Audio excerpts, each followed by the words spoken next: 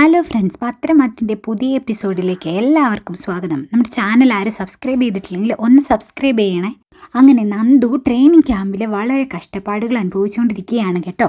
നമ്മുടെ അനാമികയുടെ അച്ഛൻ പറഞ്ഞതനുസരിച്ച് ആ ട്രെയിനർ ഓഫീസർ നന്ദുവിനായിട്ട് കഷ്ടപ്പെടുത്തുകയാണ്. അങ്ങനെ തന്നെ മനഃപൂർവ്വം കഷ്ടപ്പെടുത്തുകയാണ് എന്നുള്ള വിവരമൊക്കെ നന്ദു അറിയുകയാണ്. അങ്ങനെ കൂട്ടുകാരി നന്ദുവിനോട് പറയുന്നുണ്ട്, എടി ആ സാറിനിട്ട് നമുക്ക് നല്ലൊരു മുട്ട പണി കൊടുത്തേ പറ്റുകയുള്ളൂ. കാരണം നേരിട്ട് എന്തായാലും നമുക്ക് മുട്ടാൻ പറ്റില്ല. കാരണം നമ്മളത് ജോലിയെ ബാധിക്കുകയില്ലേ. അതുകൊണ്ട് ആരും അറിയാതെ അയാൾക്കിട്ടൊരു മുട്ടം പണി കൊടുക്കണം. അത് എന്താണ് എന്നുള്ളത് നമുക്ക് ആലോചിച്ചിട്ട് ചെയ്യണം എന്നൊക്കെ പറയുന്ന സമയത്ത് നന്ദു പറയുന്നുണ്ട്, അത് ശരിയാ, താൻ പറഞ്ഞത് ഞാനും കരുതിയിരുന്നു. പക്ഷെ എങ്ങനെ ചെയ്യുന്നുള്ള ഒരു സംശയത്തിലാണ് ഞാനും നിന്നിരുന്നത്.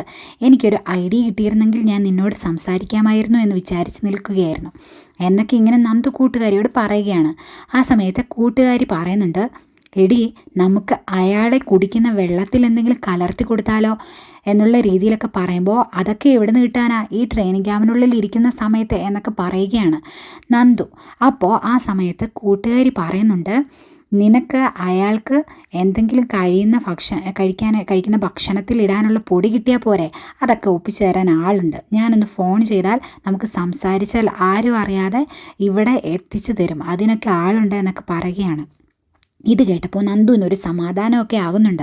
എന്നിട്ട് അങ്ങനെയാണെങ്കിൽ നീ ഒന്ന് ശ്രമിക്ക്, എന്തായാലും ശ്രദ്ധിച്ച് കൈകാര്യം ചെയ്യണം. പിടികൂടി കഴിഞ്ഞാൽ പിന്നെ നമ്മുടെ ജോലി തെറിക്കും. കാരണം ഞാൻ ഇങ്ങനെ ആരെയും ദ്രോഹിക്കാനൊന്നും കൂട്ടി നിൽക്കാറില്ല. പക്ഷേ അയാൾക്കിട്ടൊരു മുട്ട പണി കൊടുക്കണം എന്നുള്ളത് എൻ്റെ ആഗ്രഹമായിരുന്നു. കാരണം അത്രയ്ക്ക് എന്നെ കഷ്ടപ്പെടുത്തുന്നുണ്ട്. ആരോ പറഞ്ഞ് ചെയ്യിക്കുന്നത് പോലെയാണ് അയാൾ ചെയ്യുന്നത് എന്നൊക്കെ പറയുന്ന സമയത്ത് കൂട്ടുകാർ ചോദിക്കുന്നുണ്ട്, അതിന് നിനക്ക് ഇത്രമാത്രം ശത്രുക്കളാരാ ഉള്ളത് എന്നൊക്കെ ചോദിക്കുമ്പോൾ, അത് ഞാൻ അടിപിടിയൊക്കെ ആയിട്ട് നടക്കാറുണ്ടല്ലോ, അതിൻ്റെ ആരെങ്കിലും ആയിരിക്കും. അല്ലെങ്കിൽ അനി എന്ന് പറയുന്നവനുണ്ടല്ലോ, എൻ്റെ പിന്നാലെ നടന്നവൻ, അവൻ്റെ ഭാര്യയുണ്ടല്ലോ അനാമിക എന്ന് പറയുന്നവൾ, അവളായിരിക്കും. അവളാണ് ഇതിന് മുൻപേ അച്ഛനെയൊക്കെ ഉപയോഗിച്ച് എനിക്കിട്ട് പണി തരാൻ നോക്കിയത്.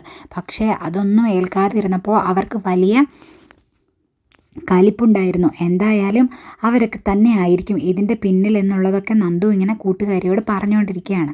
അപ്പോൾ ആ സമയത്ത് എന്നാൽ പിന്നെ ഉറപ്പിച്ചോ, അവൾ തന്നെ ആയിരിക്കും, അല്ലാതെ വേറെ ആരും ഇതിൻ്റെ പിന്നിൽ ശ്രമിക്കത്തില്ല. കാരണം ഇത്രയൊക്കെ ആയിട്ടും നിൻ്റെ പിന്നാലെ വന്ന് ഓരോന്ന് ചെയ്യുന്നത് അവരായിരിക്കും. മുമ്പ് നീ സംസാരിച്ചിരുന്നല്ലോ നിൻ്റെ ഗുണ്ടകളെ കൊണ്ട് തല്ലിക്കാൻ നോക്കിയതെന്നൊക്കെ.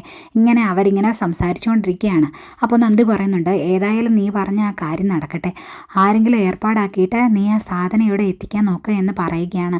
അങ്ങനെ പിന്നീട് ആ ഓഫീസർക്ക് കലക്കി കൊടുക്കാനുള്ള ആ ഒരു പൊടിയുണ്ടല്ലോ, നമ്മുടെ നന്ദുവിൻ്റെ ആ ഒരു ക്യാമ്പിലുള്ള ഒരു ഫ്രണ്ടിൻ്റെ അറിവിലുള്ള ആളെ ആരും അറിയിക്കാതെ അവരുടെ കൈകളിലേക്ക് ഇങ്ങനെ എത്തിച്ചു കൊടുക്കുകയാണ്.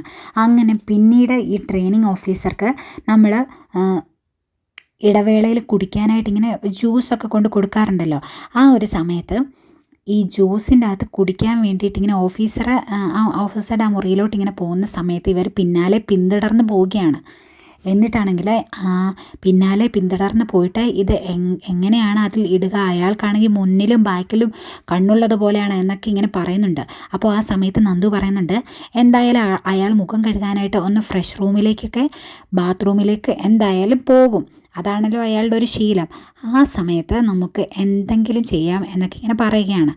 ആ സമയത്താണെങ്കിൽ ഫ്രണ്ട് ചോദിക്കുന്നുണ്ട്, ഇനി അവിടെ ക്യാമറയോ വേറെ വല്ല എന്തെങ്കിലുമൊക്കെ ഉണ്ടാവുമോ എന്നൊക്കെ ഇങ്ങനെ ചോദിക്കുന്ന സമയത്ത്, ഇല്ല, ഫ്രഷ് റൂമിൻ്റെ ഇരിക്കുന്ന റൂമിൻ്റെ അടുത്തുള്ള ആ ബാത്റൂം കാര്യങ്ങൾ അവിടെയൊക്കെ അല്ലേ, അവിടെ ക്യാമറയില്ല, എന്തായാലും അതൊന്നും ശ്രദ്ധിക്കാനും പോകുന്നില്ല എന്നൊക്കെ പറയുന്നുണ്ട്.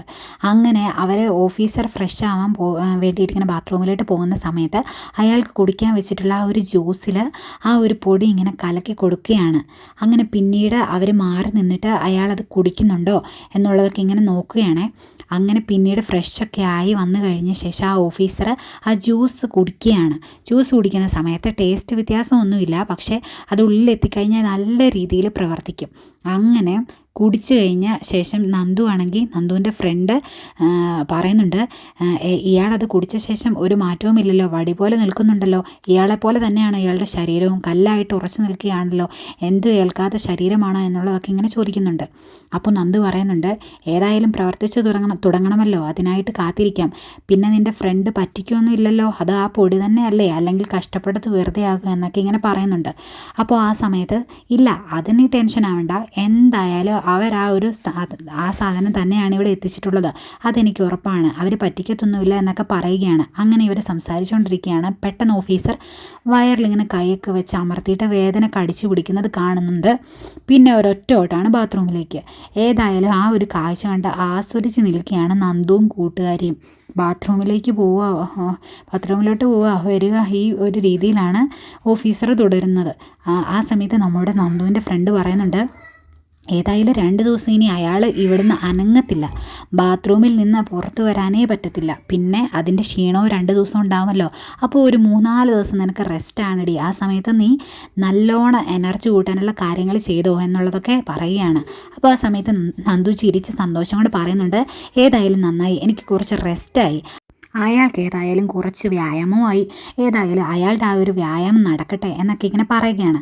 അപ്പം നേരിട്ട് മുട്ടാൻ പറ്റാത്തതിൻ്റെ സങ്കടം ഇതോടുകൂടെ എനിക്ക് മാറിക്കിട്ടി, ഒരുപാട് നന്ദി ഉണ്ടടി എന്നൊക്കെ പറയുകയാണ്.